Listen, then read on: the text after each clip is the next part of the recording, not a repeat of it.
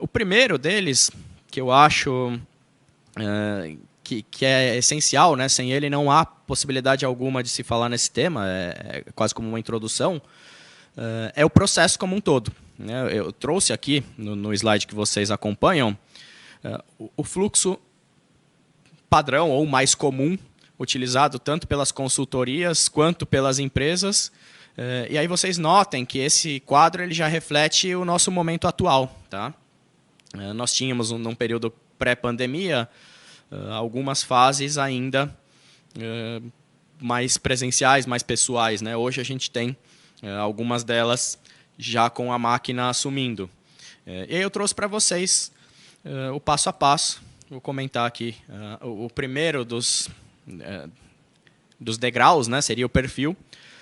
Este perfil mudou bastante. O tão famoso perfil, né, que a gente nunca entende bem. Você não tem perfil para vaga. Vou tentar aqui explicar um pouquinho o que é esse perfil.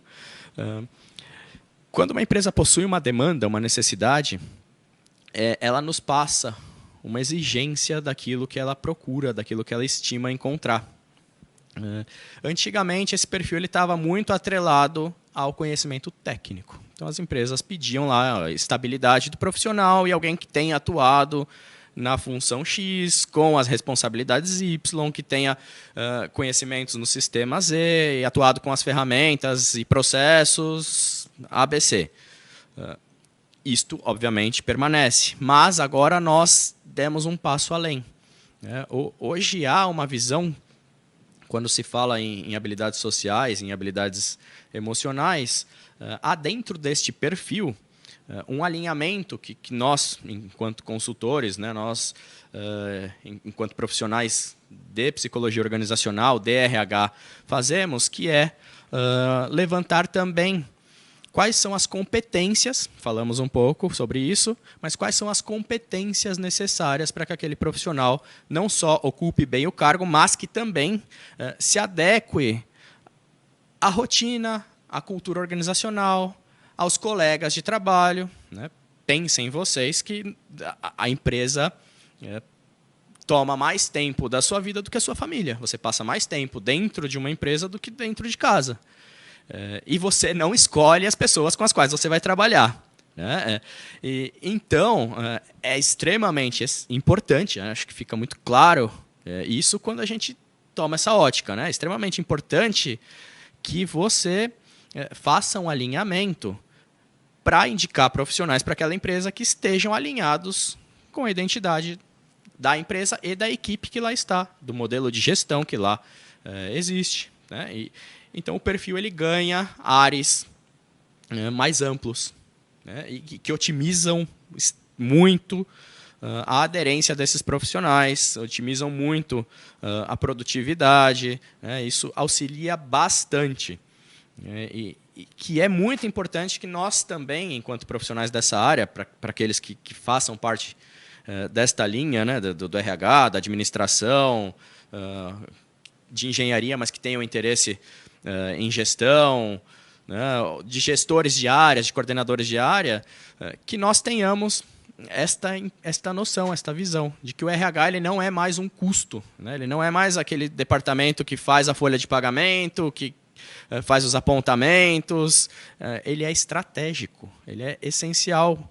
Né, acho que ficou muito claro isso na fala de agora há pouco. E quando as empresas conseguem entender isso, naturalmente as equipes estão muito mais alinhadas, a motivação, o clima organizacional é muito melhor. Tá? Definido este perfil, com tudo isso que foi falado, a gente parte para a análise das competências dos candidatos. E como a gente faz isso? Recrutamento. Né? Quando se fala em recrutamento e seleção, a gente faz uma divisão didática, onde o recrutamento é a fase na qual nós procuramos os currículos. Tá? É a fase onde nós não temos ainda um conhecimento, nós não tivemos um contato direto com aquela pessoa. Então, é o momento em que nós fazemos o filtro. É como se fosse uma peneira. Né? A peneira tem aquele formato triangular, e aqui na boca da peneira nós temos uma vaga anunciada com 2.000 currículos. no passado, cada selecionador, cada recrutador, criava a sua metodologia. Então, ele identificava uma quantidade específica de profissionais que estavam alinhados com o perfil, ele passava do recrutamento para a seleção, né, que é a convocação desse candidato, as entrevistas, as dinâmicas de grupo, as provas quando necessárias, os testes psicológicos, tudo aquilo que envolve a avaliação daquele profissional. E hoje o recrutamento ele é feito por inteligência artificial. E aí a gente vai discutindo nos próximos slides quais as diferenças, os prós e os contras desta mudança. Tá? Passada essa fase de recrutamento, nós vamos para a seleção. Hoje, pandemia, a grande maioria dos processos, a grande maioria das empresas tem optado por seleção por vídeo, né? Então, mesmo quando eu cito ali que há um contato humano nesta quarta etapa, ainda assim é um contato humano não tão humano assim, digamos, dessa forma. Tá? Feita esta avaliação por vídeo, que em alguns casos é como nós fazemos aqui, com interação, né, com troca. Em outros casos, a empresa basicamente solicita que você siga um roteiro e grave um vídeo. Se aprovado, você parte para as etapas seguintes. Eu coloquei aqui a avaliação psicológica porque é o modelo que eu uso na minha empresa, mas podem ser outras. Né? Como já citado, dinâmica de grupo, um teste, uma prova. Tá? Neste meio tempo, a empresa faz as checagens necessárias, referências profissionais, então ela entra em contato com antigos empregadores, com antigos gestores. E aí acho que já vai ficando claro para vocês tudo aquilo que é importante. Né? Trabalhar um pouco as questões emocionais, desenvolver essa inteligência emocional, criar bons networks, deixar portas abertas por onde se passa, pensar na questão da estabilidade, do compromisso. Né? E aí lá no final, na última etapa, aquela peneira que começou ali com 2.000 candidatos foi diminuindo. Lá no final a gente indica para as empresas, ou quando é uma vaga direta, o setor de RH indica para a área específica, para o gestor que demanda a oportunidade, um grupo seleto de profissionais que passaram por toda aquela peneira. E aí este profissional é entrevistado pelo gestor, já com um dossiê, né, já com todo um relatório, já com todo um prontuário, digamos assim, montado. Tá? Então percebam que o que para a gente acaba sendo muito natural, na realidade envolve muitos processos e que são detalhados e que demandam ali alguns cuidados, algumas, um nível de atenção muito grande, porque às vezes a gente reprova e não sabe o porquê. E às vezes foi um detalhezinho muito pequeno, mas pensem que neste funil a gente acaba, de alguma forma, tendo que optar por A ou por B, e em alguns casos a gente acaba caindo nos critérios de desempate. Quando há ótimos candidatos, a gente acaba inevitavelmente eliminando um por detalhe, né? Porque ambos são tão bons que a gente acaba não tendo muito o que fazer, precisa encontrar um detalhe para ranqueá-los. Tá?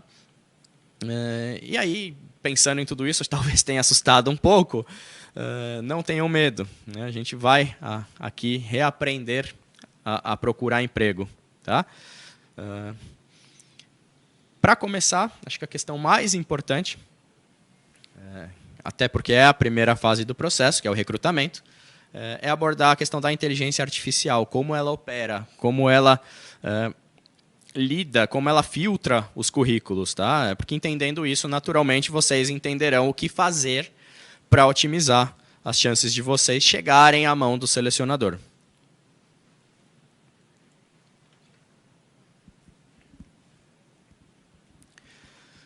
Aí chegamos ao tão famigerado slide que fala sobre as mudanças, as diferenças entre um processo de recrutamento com inteligência artificial ou com fator humano. E aí acho que ficou muito claro na fala anterior porque eu falarei aqui da inteligência artificial aplicada só no recrutamento. Naturalmente, é a fase em que nós filtramos, é a fase em que nós absorvemos uma quantidade muito grande. E agora, na pandemia, mais ainda. Tem quando se pensa naquela questão de economia, né, oferta versus procura, hoje o que nós temos é uma baixíssima oferta, né, com uma procura extremamente elevada. Temos aí cerca de 19 milhões de pessoas ou sem emprego ou sem renda, para uma oferta de emprego, né, muito baixa. Hoje o mercado, naturalmente com isolamento social, ele sofre com uma oferta reduzida. Não há condições de contratar, seja por motivo econômico, né, as empresas hoje, com as portas fechadas, naturalmente não faturam, não faturando elas não conseguem absorver, isso é natural, a gente tem que entender a empresa como um organismo, né, e aí para o pessoal da saúde, né, eu acho que isso fica até muito mais simples, né, o organismo ele precisa de nutrientes, e naturalmente quando você não tem o nutriente, que no caso da empresa é o faturamento, você não oxigena, você não consegue manter as mesmas condições que você mantinha no passado. Então, com o isolamento social, com a quarentena, com tudo que tem acontecido na economia, as empresas precisam fazer o movimento contrário. Muitas delas reduzem quadro, muitas delas optam por segurar o que tem, em algumas até acontecem muitos sacrifícios, elas despendem, né, criam dívidas para manter a equipe, mas isso por um dado momento, chega uma hora que não dá. Então a gente tem esse cenário, né, uma oferta muito pequena e uma procura muito grande. E aí aquele fluxo que eu falei para vocês, de um funil que recebia 2 mil, hoje o funil recebe 4, 5 mil currículos. Como o selecionador humano vai avaliar tudo isso? Aí a gente entra na questão dos prós e contras. Antigamente, o selecionador, a grande maioria, o recrutador, desculpa, a grande maioria identificava uma quantidade específica. Então, eu tenho uma vaga, não tem por que olhar 5 mil currículos. E o que ele fazia? Identificava uma quantidade específica, ali 10, 15, né, é subjetivo, 20. E quando ele atingisse essa quantidade, ele passava para o estágio seguinte, que era de selecionar, ligar para essas pessoas, ofertar a vaga, entrevistá-las e fechá-las. Então percebam que com a influência humana de 4 mil, 5 mil currículos, nós teríamos ali 100, 200 avaliados, os outros 3.800 ficariam na gaveta, né? Ao passo que a inteligência artificial avalia todos, né? Então há um pró na questão da inteligência artificial, ao passo que todo mundo tem chance, todos os materiais acabam sendo acessados de certa forma. Ao passo que na humana a gente tinha um fator sorte, digamos assim, porque o seu currículo foi visto, ok, que sorte, seu currículo não foi visto. Poderia até ser o melhor dos 5 mil, mas não foi visto. Então a gente tem essa questão quando entra a diferença entre inteligência artificial e fator humano. A inteligência artificial é um processo automatizado que segue o parâmetro de um ser humano. Lembrem que a gente define o perfil lá no começo. Definindo este perfil, alguém programa o anúncio da vaga. Ao programar, essa pessoa insere ali as condições, as características que ela busca. Então, a máquina segue a instrução de um ser humano. E eu vou falar também mais para frente como a gente, né, como nós, enquanto profissionais em busca de emprego, podemos, de alguma maneira, otimizar as nossas chances e fazer com que a máquina dê uma atenção especial para a gente. E aí fica, acho que, muito claro esse quadro, né? A inteligência artificial ela trabalha na velocidade, ela trabalha no volume, ela trabalha com automação.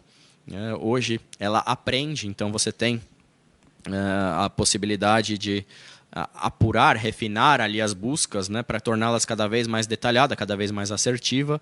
E a gente acaba caindo num cenário que é totalmente novo e que só tende a ganhar espaço. Tá? De novo, não que o recrutador perde espaço. De novo, quem programa o sistema é o ser humano. Quem alinha o perfil é o ser humano. Quem tem pensamento crítico, como foi falado aí no slide, é o ser humano. A máquina ela identifica a palavra-chave, ela identifica ali alguns comandos e o ser humano interpreta. E aí a gente tem a primeira questão. Muitas vezes, no processo de recrutamento manual, humano, a gente interpreta o currículo. Tem muitas pessoas que não sabem né, fazer um currículo. E isso é extremamente difundido, né, acho que é até um assunto bem batido, mas ainda assim as pessoas permanecem não montando um currículo de forma adequada. E isso em todos os níveis, tá?